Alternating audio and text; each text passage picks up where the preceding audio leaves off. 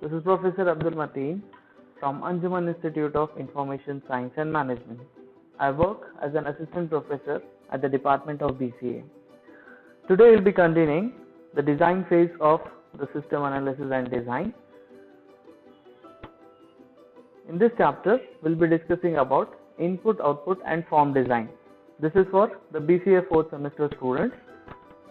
So, the prerequisites to learn this chapter is to know the inputs and outputs required for the development of the system. The various objectives of learning this chapter is what is input design and its objectives, the various data capture media and devices used for input, what is output design and various output media devices, and then we will be learning forms, its classifications and different types of forms. So here in this chapter we will be focusing exactly on what is input design and what are the objectives of input design, why we design this, what are the major objectives of it. Then we use the various media devices for providing an input. So we will be understanding those media devices. You have already know those media devices, but we will simply enhance or we will study those devices.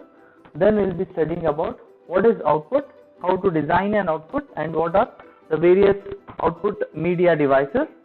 Then we will be discussing about the forms. As we know, input and outputs are provided on forms and reports. So we will be understanding what is forms, its classifications and different types of forms. So let us begin the chapter. The first step in system design is to design output and input with predefined guidelines. In input design, user-originated inputs are converted into a computer-based format. It also includes determining the record media, methods of input, speed of capture and entry into the system. So here you can see what is input is. Input design. In input design, user-originated inputs are converted to computer-based format. So user will be providing the various inputs, right? So these inputs are converted to the computer required format, right? And it also includes record media, through which source we will be taking the input from the user, how to enter those data into the system and in what speed we will be entering the data. So first we will understand information systems. So as we know, information systems, right, generally take data from the user as an input. So what is data? Data is simply, when I say data, data is refers to the unprocessed information. So the unprocessed information is taken, the raw information is taken, it is processed by the process, right? There may be many processes, right? So sub processes will be there, we will be concentrating on information systems. So they take raw data, they process them and produces the useful information which is required for the current scenario or current situation. So here we can see the input is taken, processes happens and then output. This is what is the information systems. So generally when I say a data, a sequence of characters, right? So sequence of characters, the data may contain the text, right? The data may contain the numbers, right? So in that case the unprocessed information or the raw information is called as a data. So as data entry operators, the data entry operators should be feel easy to enter the data. As a system analyst, we should design the data entry in such a way that it should be easy for the user to enter the data into the system.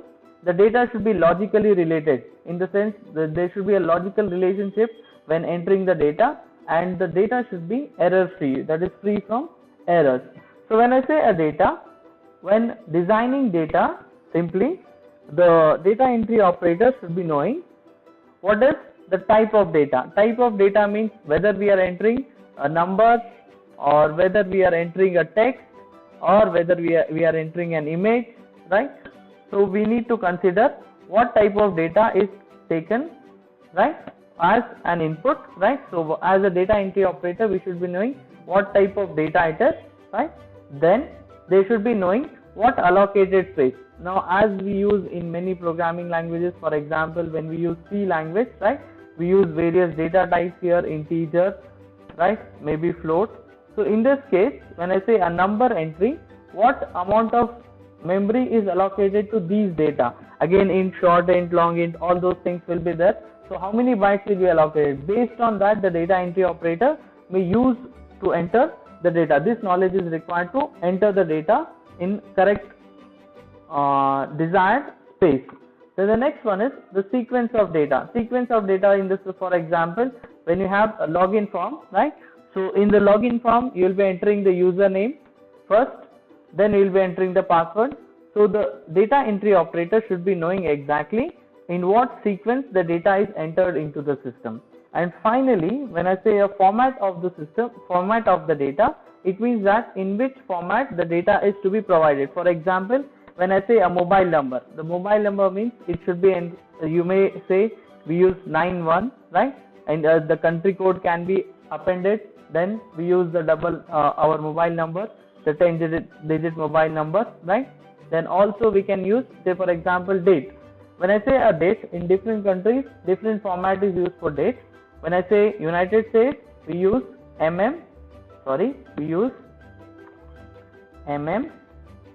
right? Then month, then day, then year. This is what the date format we follow in United States, that is US. Or in India, we follow the format of date first, then the month, and then the year. So the data entry operator should be knowing first what type of data it is, whether it is a number, whether it is a text, whether it is an image, or whether it is an audio. So he should be knowing that.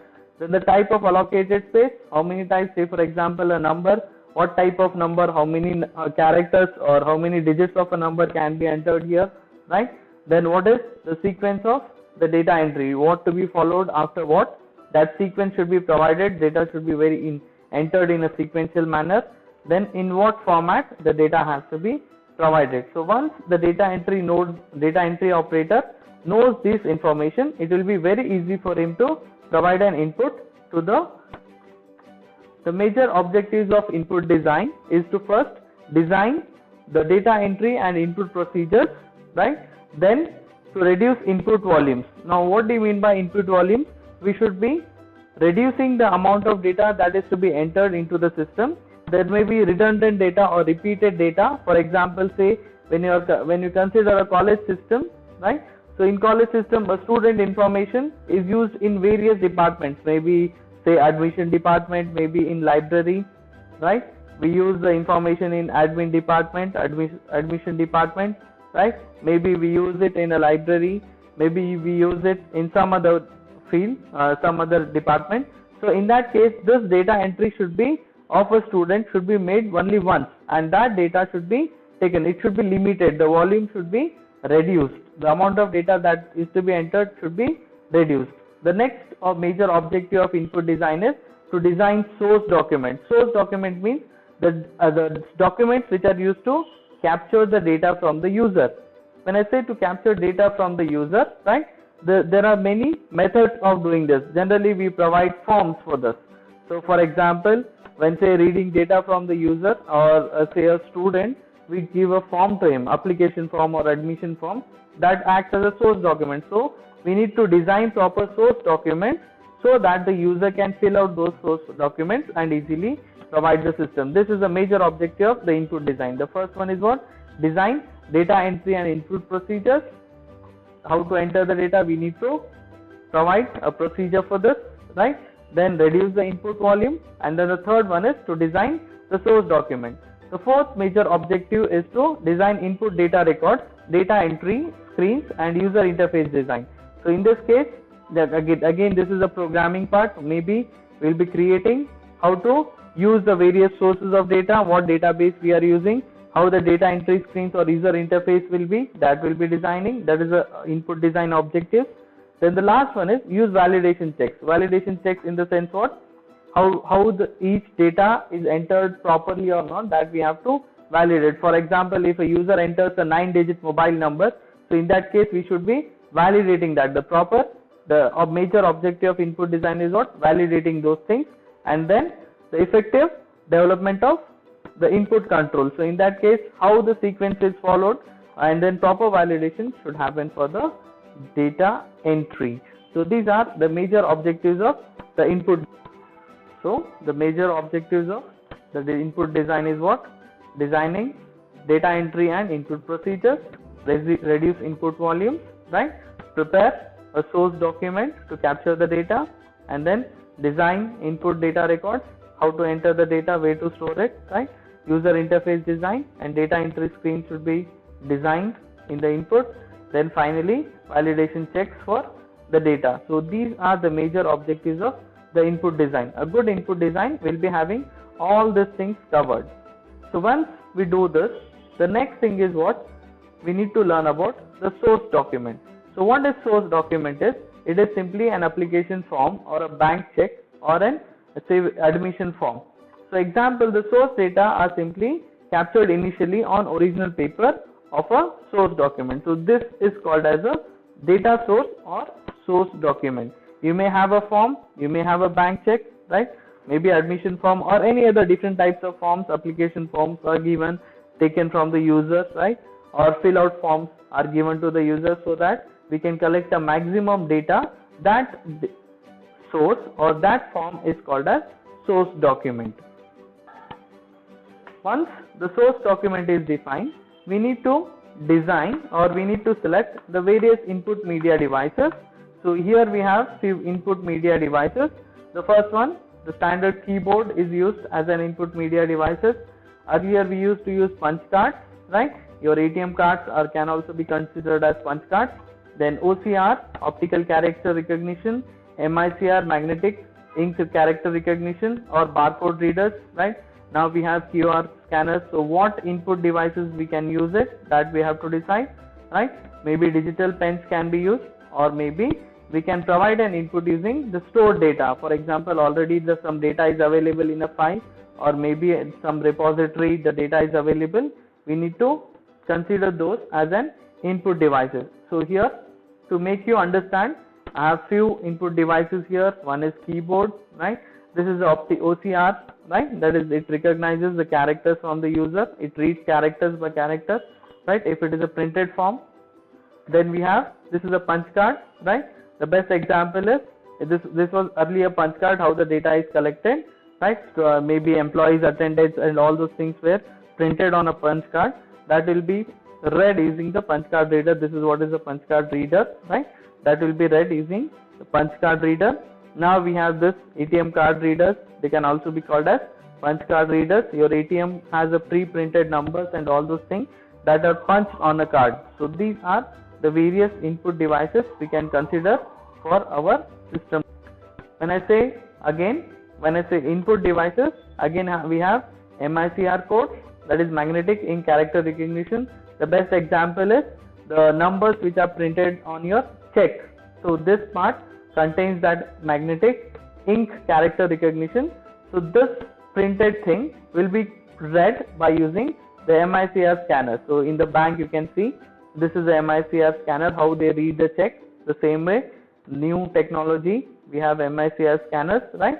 So this allows us to take input. Again we have here another example is the barcode. So this barcode can be considered as the input to the, hence we need to consider what type of input devices we are using, whether we are using any of these types of input for reading the input from the user. So this is what is the input media devices. The next topic here we'll be discussing is the properties of well-designed input. So how we say that an input is properly designed or well designed. So here the first thing is it should be serving the purpose of storing the data properly, recording it from the user, as well as whenever we need we should retrieve the data. So well input design will be having these three major characteristics: how we store them, how we record them, and how we retrieve them whenever we need this data. So this has to be considered while designing an input, right? Then the next one is we should ensure the well-designed input should ensure that the proper and complete data with accuracy. So completion of data with accuracy should be provided. A well input design should have this. Then it should be easy to fill and straightforward. So here when user is entering the data, it should feel easy to enter the data, as well as it should be straightforward. Don't provide complex or complicated information, don't ask them, right? So better you simplify those things. Next one is it should focus on user's attention and consistency and simplicity. So a well designed input should have these properties. The first one is it should serve the purpose of storing, recording and retrieving the data. Then it should ensure proper completion with accuracy. It should be easy to fill and straightforward, and then it should focus on users' attention, consistency and simplicity. So a well-designed input provides, as we know, input is the source from where the processing happens. So a well-designed input will serve a lot of things and make our life very easy for the programmer as well as system analyst. The well-designed input will be allowing us to properly create procedures, or the process can be designed very easily based on a well-designed input. If data is erroneous, then it will be very difficult to correct this erroneous data through the process. So we should design our input in such a way that it should be less or error free. Rather than less errors, it should be error free. So output design. So a well designed output should be efficient and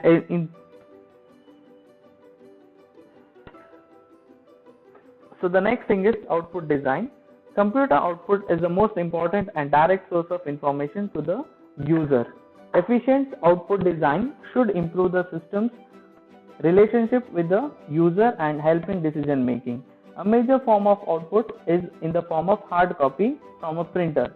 So printouts should be designed around the output requirements of the user. The output devices to consider depend on the factors such as compatibility of the device with the system, response time requirements and accepted print quality, and the number of copies needed.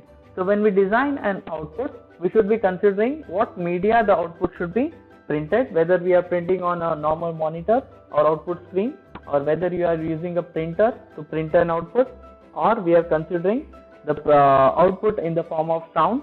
So based on that, we need to design our output in such a way that the user should be user friendly and easy for the user and provide more information when they get a copy of the output. So output design, the major objectives of the output design is to design an output in such a way that it should serve the purpose why it is being designed, and then it should eliminate the unwanted information that is produced by the system. We should not provide the unwanted information to the user.